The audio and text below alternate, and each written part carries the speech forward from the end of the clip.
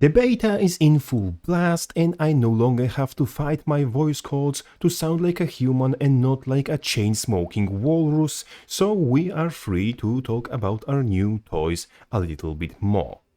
You know I'm a sucker for PvP and I just had to make support warrior work somehow in my favorite game mode. So this is what I ended up on so far.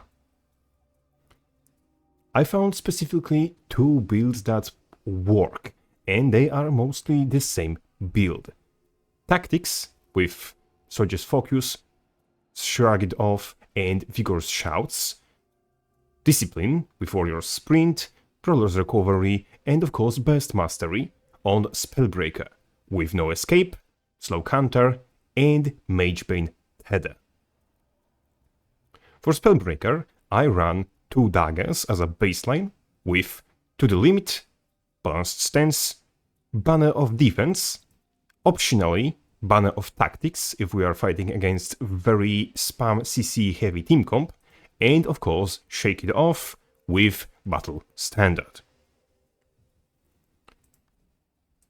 Stat-wise, Avatar Amulet, Relic of the Trooper, Rune of the Eagle, and Sigils of Battle, Exposure, Cleansing, and Exploitation. Second build is a Berserker build. It looks almost the same, but with Leg Specialist instead of Soldier's Comfort, and with Smash Brawler, Hit the Soul, and Eternal Champion. In Equipment tab for Berserker, I use Sage Amulet, also Relic of the Trooper, Rune of Daredevil, Staff, Dual Swords, with Sigils of Battle, Exposure, Agony, and Misery. Utilities I run exactly the same, also with an option to slot in Banner of Tactics instead of Defense. We run Spellbreaker with daggers and Berserker with swords because these respective specs synergize better with these specific weapons. Spellbreaker with daggers, Berserker with swords.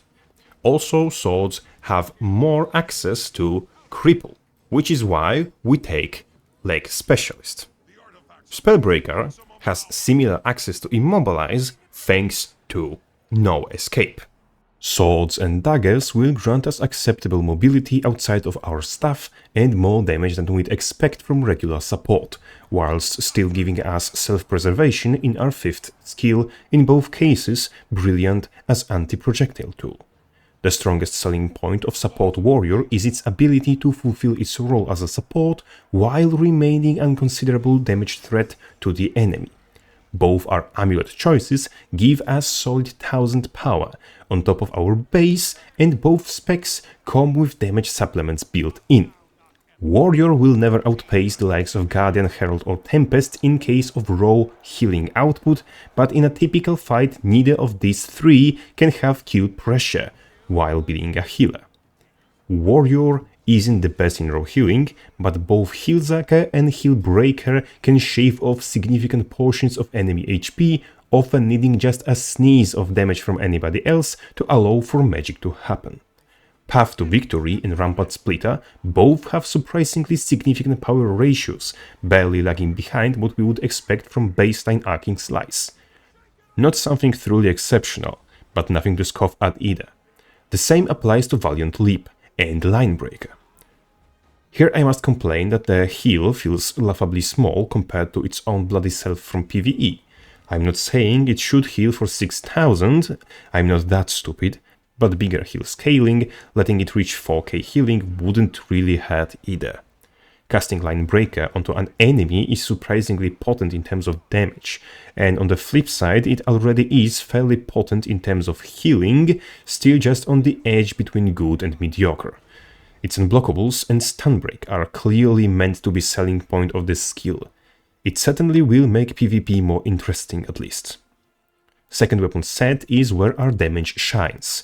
We of course don't have ferocity to burst like full DPSs would, but we still can output around 60% of their target DPS, which is sometimes up to double of what we could expect from other supports. Spellbreaker spoils us with full counter, which we can use for our discretion for both self-preservation as well as body blocking for the allies. The easiest way to proc counter is to press it and run into an ally that is currently being pressured. Not to mention, dual daggers with Breaching Strike and Aura Slicer deal surprising amount of damage up close, have one of the best interrupts with Disrupting Stab, which synergizes with Wastrel's Ruin, allowing us to land cheeky burst combos on opponents that dared to underestimate our damage potential. Finally, Blade Storm allows you to cover your allies with its cone hitbox, shielding them from projectiles while returning damage on your foe. Berserker, on the other hand, allows us to kite better and to be a significant threat at mid to long range thanks to Impale and Flaming Flurry. Also, landing Savage Leap into Flurry is a sure way to set up a target for your teammates to shred, on top of which we gain all benefits of hybrid damage, being able to chunk targets through effects like Signet of Stone, Endure Pain and Stone Heart, while also having some power burst, not as potent as Spellbreakers, but always. We run Relic of Trooper, because with Shouts being our only source of cleanse for allies, we end up with the same effect as we would have with Relic of Antitoxin. However, Antitoxin has a cooldown, while Trooper does not. That is all from me right now. I had difficulty testing these within WvW, but I landed eventually on opinion that porting these builds one-to-one with Zealot stats for Spellbreaker and Marshals for Berserker will do the job in small skirmishes.